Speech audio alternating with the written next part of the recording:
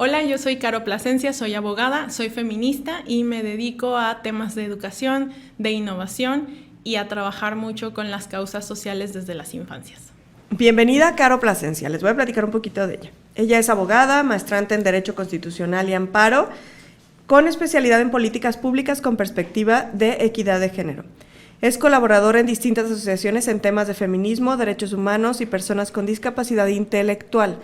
Combate a la violencia contra las mujeres e inclusión de la comunidad LGBTTIQ+. Bienvenida, Caro. Platícame, ¿quiénes han sido las impulsoras de los derechos políticos de las mujeres en el mundo? Ok, los derechos políticos de las mujeres obviamente ha sido una agenda de las mujeres todo el tiempo, durante la historia. Hay una cita de Virginia Woolf que a mí me parece muy importante, que es una gran escritora, que dice, todos los textos en donde nosotros veamos un anónimo, es casi seguro que estamos hablando de un texto producido por una mujer.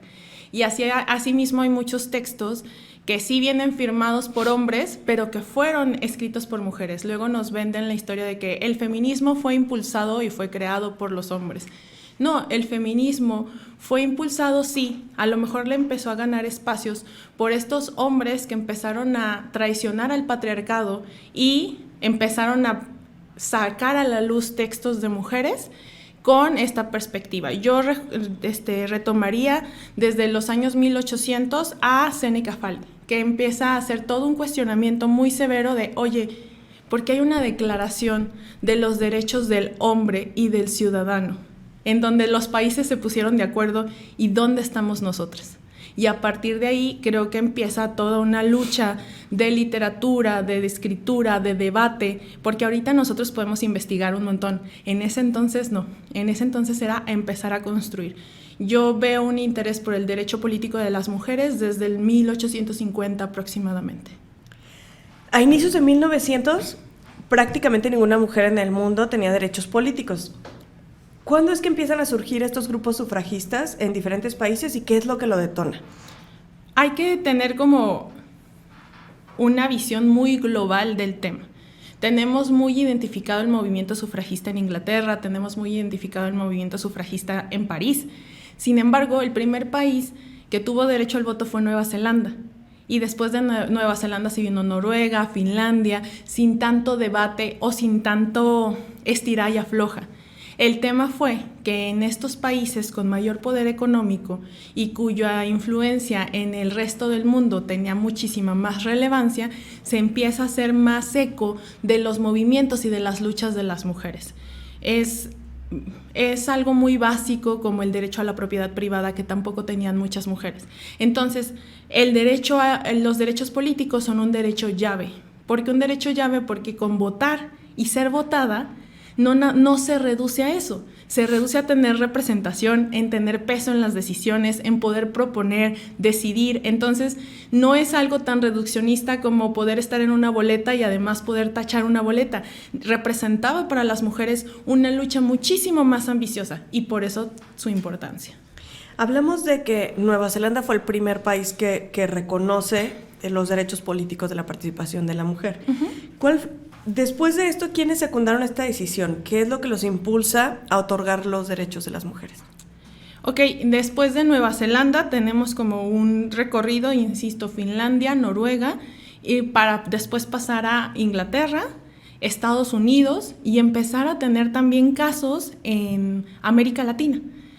Como puede ser el primer país en América Latina, que fue Ecuador, que fue en 1929, en Estados Unidos fue en 1920, como para que lo dimensionemos, en Inglaterra fue en 1918. Entonces, en esos años se empieza a revolucionar y a generar esa conciencia insisto, a obtener estos derechos llave que pueden hacer que las mujeres accedan a muchos más. ¿A qué se debe? A la consolidación de los esquemas políticos como conocemos.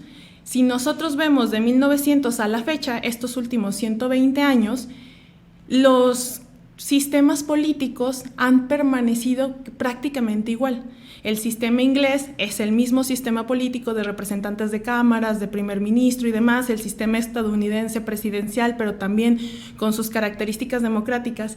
Y anteriormente había como mucho movimiento, pasamos de monarquía, pasamos a imperialismos, pasamos a esto. Entonces como que hasta que empezó a haber una estabilidad, dijeron, ok, esto se ha mantenido prácticamente estable, pero no estamos. Entonces, ya que las reglas del juego parece que quedaron establecidas, empezó también a surgir esa inquietud y esa necesidad de necesitamos ser parte de esas reglas del juego. Platícame cómo eran estas mujeres, en qué tiempo vivían, cómo te las imaginas. Estaban ellas en un lugar seguramente bajo un patriarcado, ellas dicen tenemos que empezar a organizarnos, se juntaban en la noche. ¿Cómo te imaginas estos movimientos? Había mucha complicidad. Y había muchas inquietudes, lo que podemos tener documentado, ¿no? Eran mujeres que pese a las restricciones leían, consumían textos políticos, empezaban a involucrarse en las discusiones. Muchas de ellas, estamos hablando de mujeres privilegiadas de clase media alta.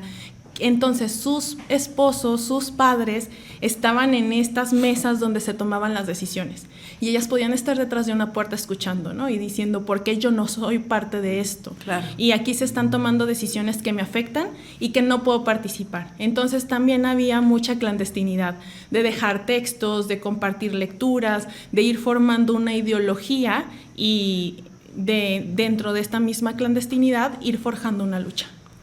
Estos cambios fueron parte de una revolución que hizo el uso de armas. ¿Cuáles fueron las vías para conseguir ser escuchadas? Sí, se habla mucho y esa creo que es una expresión muy actual, tristemente, es que las feministas reales son las feministas de antes, ¿no?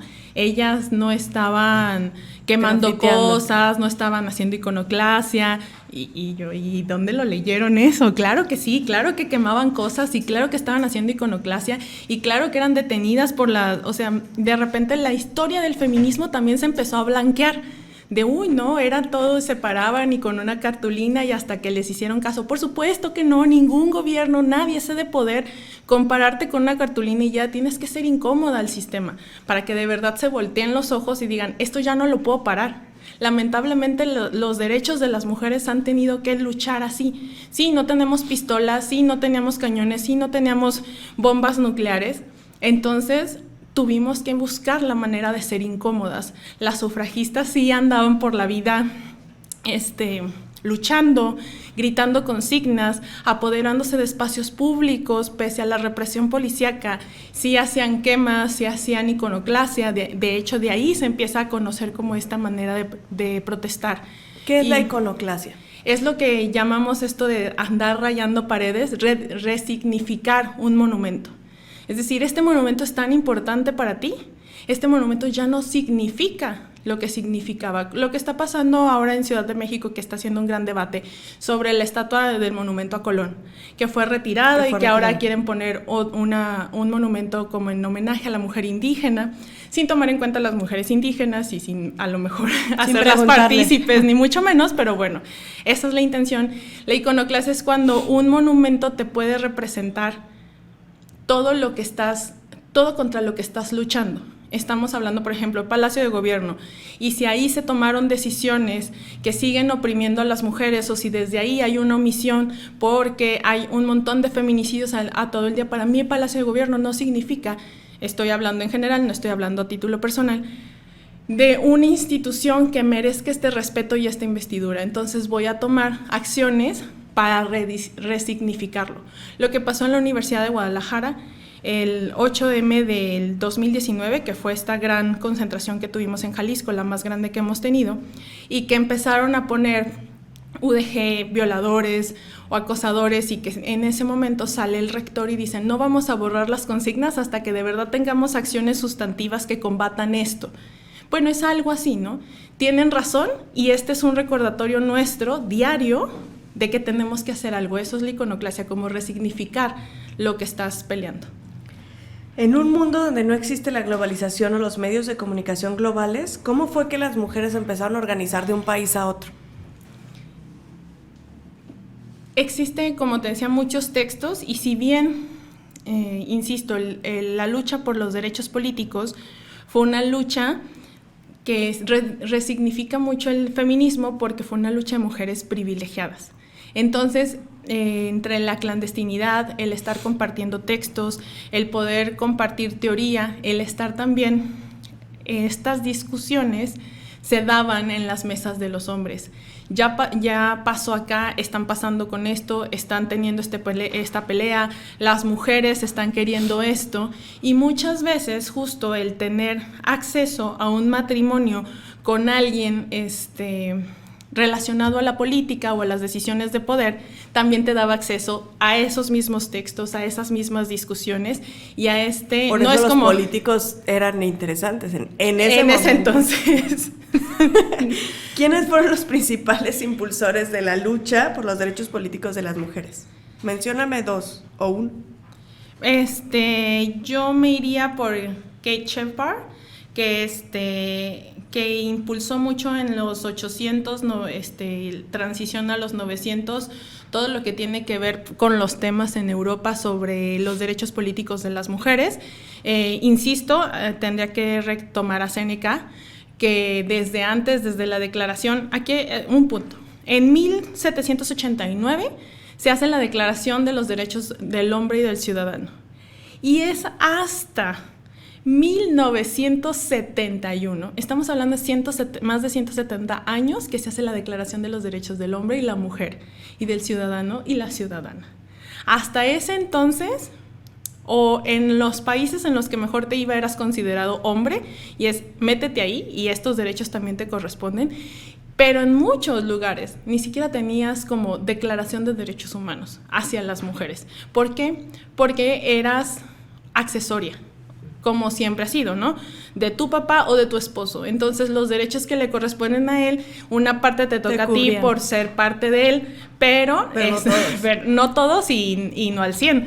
Entonces, eso empezó a hacer que se levantaran muchas voces, y justo Séneca es la que hace como toda esta declaración de decir, no, hay que hacer un manifiesto en donde digan que necesitamos que estos derechos también nos cubran. Ahora sabemos que los derechos políticos también son derechos humanos, aunque en su momento no hayan sido planteados como tal. Entonces creo que es una de las principales precursoras de esta lucha. ¿Hay algunos países donde todavía no se reconozcan los derechos de la mujer? En sí, no. En la teoría, no. Y hay que hablar también de eso. Una cosa que es la igualdad sustantiva. La ley ya dice que el hombre y la mujer son iguales, pero el hombre y la mujer no somos iguales, ¿no? Al menos no frente a las instituciones del Estado y frente a las distintas cuestiones sociales. Todo ese camino que hay entre lo que dice la ley y lo que pasa realmente es esta lucha por la igualdad sustantiva. Tenemos muchos países musulmanes, tenemos muchos países en África, en donde simplemente la mujer puede votar, pero no le puede dirigir la voz a un político si es hombre y no está su esposo ahí presente. Y ni siquiera me iría tan lejos. Era 2012 y estábamos en una reunión en Mezquitic, Jalisco. No, insisto, no hay que irnos lejos.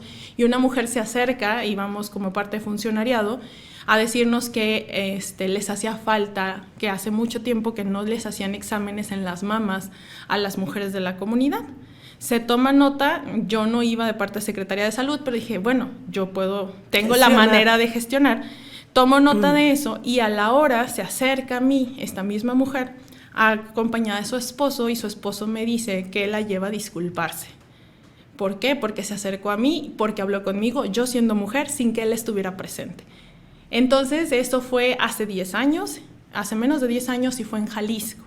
Bueno, en un estado democrático, en un sistema democrático. Lo que pasa en muchos estados del Oriente, en muchos países del Oriente, en muchos países de África, es que aunque la ley en sí, por cuestiones internacionales y de coacción de organismos mundiales, sí habla de este derecho de las mujeres a votar, todavía tenemos países en Emiratos Árabes y demás donde no pueden ser votadas, pero sí pueden votar, es decir, tienen como la cajita del 50%, pero no se ejerce de manera libre, no se ejerce de manera unitaria. Entonces, ahí también hay una deuda. Es lo mismo que pasa aquí en México. Desde 1953 podemos votar y ser votadas.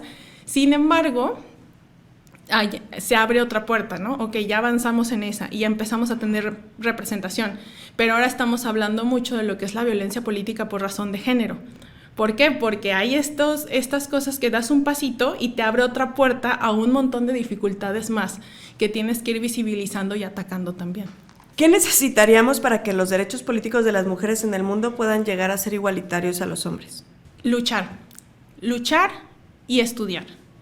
La lucha, cada vez tenemos la responsabilidad, las mujeres, no lo quiero manifestar como una carga, pero yo creo que si estamos hablando de mujeres que estamos desde el privilegio, hablo yo, ¿qué privilegios tengo? Pues que soy una mujer con formación universitaria, que tiene un posgrado y demás. Me toca, además de hacer la lucha que hacen un montón de mujeres, lucharla informada y seguir estudiando y seguir construyendo espacios de diálogo. Estos espacios son súper valiosos, lo que estás haciendo es muy importante. ¿Por qué? Porque hay que democratizar la información. En medida de que democraticemos la información, más personas le empiezan a caer 20, si es que nuestro día a día es tan pesado y estamos viviendo tantas cosas a la vez que aunque estás convencida de la lucha, te sobrepasa y dices, no, ya espérenme, ahorita lo que no quiero es que haya más feminicidios, luego me dicen que si tengo que tener una mujer que me represente en la boleta. No, eso pasa como a ser un problema secundario. Entonces creo que una de las cuestiones más importantes es seguir luchando, no callar la voz y estudiar. Y que nuestro estudio y que nuestra lucha sea menos eurocentrista. Muchas de las cosas que hacemos las hacemos basadas en cuestiones que están pasando en España, que claro que tendremos que tomar algunos aspectos de su lucha con lo que está pasando en Inglaterra, incluso con lo que está pasando en Estados Unidos. Y hay que centrar la lucha y hay que centrar las miradas en México, en Latinoamérica. De ahí también podremos tomar ejemplos mucho más valiosos, mucho más cercanos, que nos permitan a decir, por aquí es el caminito, ¿no? ¿Existe actualmente alguna lucha para reformar la educación que tienen nuestros niños y niñas en la escuela respecto al tema de el empoderamiento de la mujer, la lucha, la equidad, la igualdad? Se han hecho muchos esfuerzos, creo que cada vez hay más espacios, pero vamos muy tarde y estamos todavía muy lejos. ¿A qué me refiero? Hay algo en educación que se llama autonomía curricular, que le abre la puerta a los estados a determinar el 5% del contenido de la currícula en sus cursos. Y ese 5% comúnmente es destinado a más historia, ¿no? Pero bueno, ahora vamos a ver historia de Jalisco. Sí, yo no recuerdo en mi vida que en ninguna escuela, colegio en el que estuve me hablaran de la historia de las mujeres o los derechos, o sea, jamás. Y cuando hablamos, por ejemplo, de formación... Pude no haber puesto atención, pero también, no me acuerdo. Cuando hablamos de formación cívica y ética, por ejemplo, que es una asignatura que está en los planes de educación básica, tendríamos que abordar también el tema de las desigualdades. Si no queremos hablar de feminismos per se, porque yo entiendo que hay muchas resistencias todavía, hay muchas resistencias a que se ve el sistema reproductor femenino y masculino cuando es biología pura, a esto que es más social y que se han construido como muchas campañas de odio al respecto, pues es difícil, pero si construimos, yo siempre digo que con las infancias hay que construir desde lo positivo. En lugar de hablar de violencia, hablemos de estrategias para construir espacios de paz, en donde yo enseñe respeto, empatía, tolerancia, honestidad, pero también hay que darle esos sesgos, ¿no? Ese sesgo de empatía hacia sensibilidad, qué, claro. Tolerancia hacia qué. ¿Qué es lo que tengo que aprender en mi desarrollo como ciudadana o como ciudadano para que desde las infancias se empiece a abordar este tema? Creo que vamos muy, muy tarde y que lamentablemente, como casi siempre, los esfuerzos que se han hecho han sido desde la sociedad civil y en casos de excepción, ¿no? ¿Cuántas generaciones más tendrán que pasar para que podamos ver una paridad real política mundial? Hay que desmenuzar un poquito el tema de la paridad. ¿Quiénes están llegando?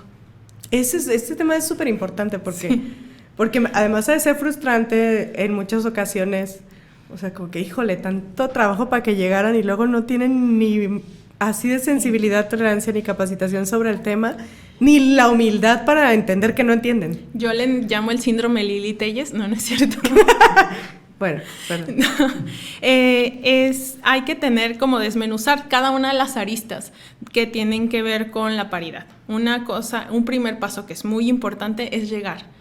Y otro siguiente paso no es como que toda la agenda se tenga que dictar feminista, ¿no? Pero la interseccionalidad va a ser una herramienta que nos va a funcionar mucho, porque no solo necesitamos mujeres indígenas, necesitamos mujeres obreras, necesitamos a las mujeres con ascendencia afroamericana, mexicanas también, estando ahí, teniendo voz, y necesitamos que sus equipos se conviertan en esta sensibilidad. Sí, en esta visión más amplia de lo que se tiene que construir ahí.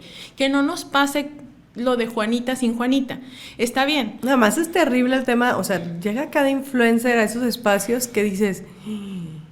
Y que traerán su agenda. Exactamente. Pero no son solo las personas que tienen que llegar. Pasa como con la brecha de género. Yo creo, tristemente, en México hay estudios que nos dicen que van a pasar 70 años para que las mujeres y los hombres ganen lo mismo por el mismo trabajo. Pues, no sé, yo tengo expectativas de que muy sea cortas. Un poco menos. Sí, a mí no me va a tocar. 70 años, pon tú que nos pongamos las pilas y lo bajemos a 50. A mí no me va a tocar, yo no quiero vivir 80 años, eso es algo muy personal, pues. Pero, ¿qué tenemos que hacer justo para acortar esas brechas? Venimos de una crisis económica muy importante, entonces es muy relevante que veamos qué representa la paridad y que la paridad no se convierta en un número, no se convierta solo en un 50 y 50, sino que cada vez más niñas tengan la oportunidad de que si quieren representar su realidad y que quieren cambiar a su país desde lo político, tengan las herramientas necesarias para hacerlo, para llegar. Estuvimos en un proceso nosotros de reflexión y de análisis posterior al tema electoral. Nosotros hemos llegado a una conclusión que estamos reflexionando entre que la competencia hombre-mujer no es equitativa. Por 1000 razones, ¿no? Que tú conoces mejor que yo. Entonces siento que el tema legislativo nos tiene que llevar a mujeres contra mujeres, hombres contra hombres en los municipios para garantizar que lleguen mujeres más representativas y hombres más representativos y que lejos de sentir que estamos excluyéndolos, tengan una competencia más justa entre ellas. Claro. Ojalá que en este proceso podamos tener muchísimas reflexiones que a lo mejor nosotros se nos está yendo, pero que nos permita fortalecer el tema de la representación femenina y quiénes son los que están llegando.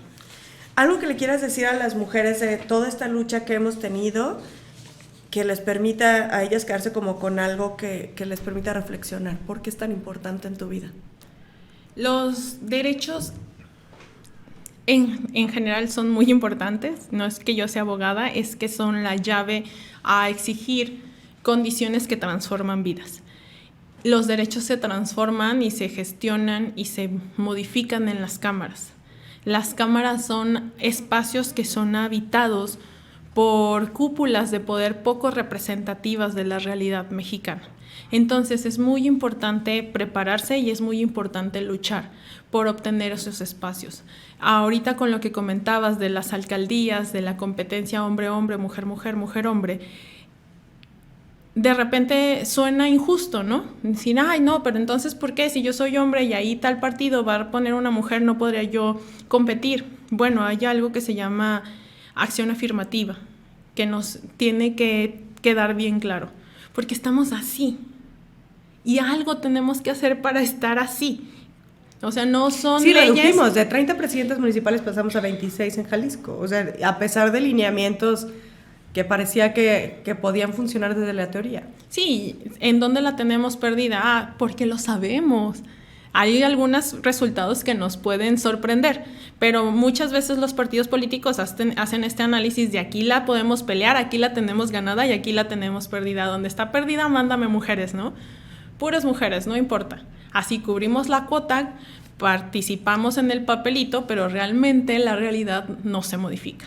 Entonces creo que es muy importante alzar la voz, seguir estudiando, seguir construyendo, insisto, a tratar de alejarnos de esta visión tan eurocentrista de los feminismos, sobre todo en temas de derechos humanos de esta categoría, que son derechos humanos a lo mejor un poco de cuarta, quinta generación. Correcto. Y entonces voltear hacia Latinoamérica, voltear hacia México y ver qué podemos construir. Entender que las acciones afirmativas son momentáneas, pero que son necesarias y que en el momento en el que se estime que alcanzamos una igualdad tendrán que desaparecer, pero mientras tanto son indispensables. Vamos a palabras de asociación, voy a decir algo y tú me vas a decir lo que venga a tu mente, Caro. Mujeres en política. Marichuy, Feminismo. la causa Revolución. necesaria Derechos. para todas. Sufragistas. Inspiración, Paridad de género. interseccional, Próximas generaciones. la motivación, Evolución. feminista. Mujeres en la historia. Gracias. ¿Llegará un momento en que las mujeres gobiernen el mundo de la misma manera en que lo hagan los hombres? No, lo vamos a hacer mejor. Muchas gracias a todos los que nos han acompañado en estas cápsulas. Les pedimos que nos dejen sus comentarios, que compartan, que etiqueten a más mujeres y hombres interesados en el tema. Y muchísimas gracias, Caro, por compartirnos tanta sabiduría en un momento tan pequeño que seguramente nos pone a reflexionar. Al contrario, muchas gracias por la invitación y a la orden. Muchas gracias.